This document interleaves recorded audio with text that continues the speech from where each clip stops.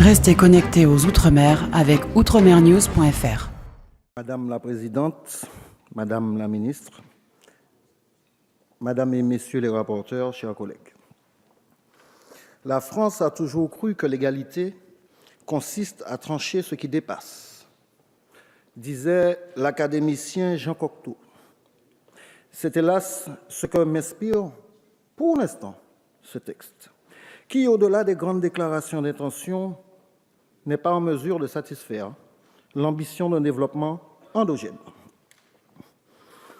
L'égalité réelle apparaît comme un mythe, un Graal, qui se fonde sur le principe d'une convergence vers un modèle, la métropole, présenté comme un idéal. Mais en quoi réduire les écarts entre nos territoires et la France constitue la voie salutaire pour nous? Un tel modèle, à son apogée, conduirait même irrémédiablement à la destruction de notre identité et de notre culture. Je dirais de nos identités et de nos cultures. On dit souvent que nous sommes une richesse, un atout pour la France. Moi, je refuse de n'être qu'une richesse et qu'un atout pour la France. Je voudrais avant tout être une richesse pour moi-même, pour mon pays, pour mon peuple, pour devenir la richesse aussi de la France et de l'Europe. Nous faisons fausse route. Une vision prospective impose de rompre définitivement avec l'analyse de nos difficultés structurelles en termes d'écart ou de retard de développement par rapport à une métropole idéalisée, mais plutôt de les analyser objectivement nos difficultés en termes de blocage de développement. Et les plans de convergence visent à faire de nous des photocopies d'un modèle situé de l'autre côté de l'Atlantique, mais n'ont pas pour vocation de lever ces blocages de développement. Or, pour nous défaire de nos carcans, nous devons résolument opter pour des plans de développement réels, pensés, élaborés et mis en œuvre par les acteurs locaux en concertation avec l'État.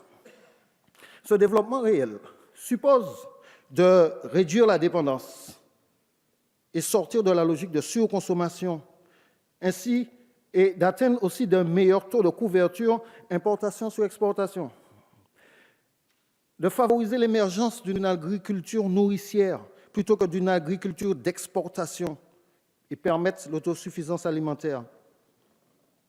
Il suppose de faire en sorte qu'il y ait moins de profitation et casser les monopoles dont les abus impactent cruellement le niveau de vie de nos concitoyens. Alimentation, pièces détachées auto, tarifs bancaires, abonnement Internet, accès à la TNT, etc., etc. Il impose aussi d'avoir la liberté réelle, celle-là, de signer des accords avec nos voisins et de déverrouiller ainsi la coopération économique, culturelle et médicale avec notre environnement géographique.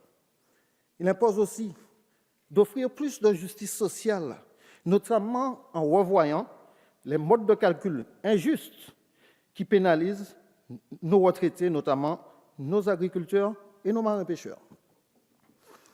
Il impose aussi de permettre un meilleur accès à la santé pour tous, mais en particulier pour tous ceux qui subissent aujourd'hui les conséquences de l'empoisonnement au chlordécone, mais aussi l'empoisonnement découlant de l'usage abusif du sucre dans les denrées alimentaires. Il impose aussi d'opérer un décloisonnement dans nos territoires via un abaissement du tarif des opérateurs en vue d'un meilleur accès au numérique. Il impose de permettre à nos ligues sportives d'adhérer aux fédérations internationales afin de concourir aux compétitions, mais aussi de bénéficier des retombées financières pour les sélections de chez nous. Il impose enfin d'appliquer la préséance de manière absolue du principe de précaution dans nos territoires quant au projet d'implantation d'usines utilisant des technologies polluantes. Donc, contrairement à la convergence, le développement réel appelle à libérer notre potentiel, à acquérir plus de liberté réelle de choisir et de nous orienter vers une équité réelle plutôt qu'une égalité-assimilation. À l'évidence, nous sommes loin de cette exigence.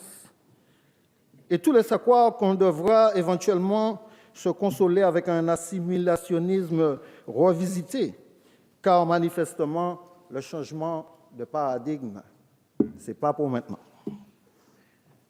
Or, ce changement s'appuie sur la faculté à concevoir des modèles performants qui diffèrent ou qui rompent avec les conceptions centralisatrices, technocratiques et élitistes. Le texte initial était désespérément pauvre.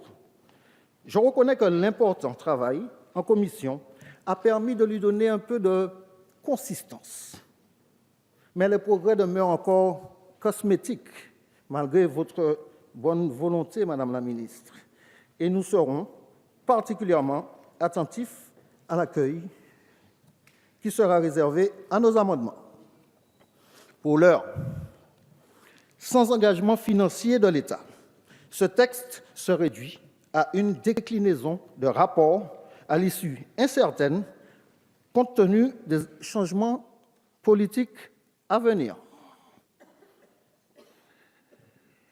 Il m'apparaît extrêmement dangereux, à la veille d'échéances électorales majeures, de susciter une fois de plus, une fois de trop,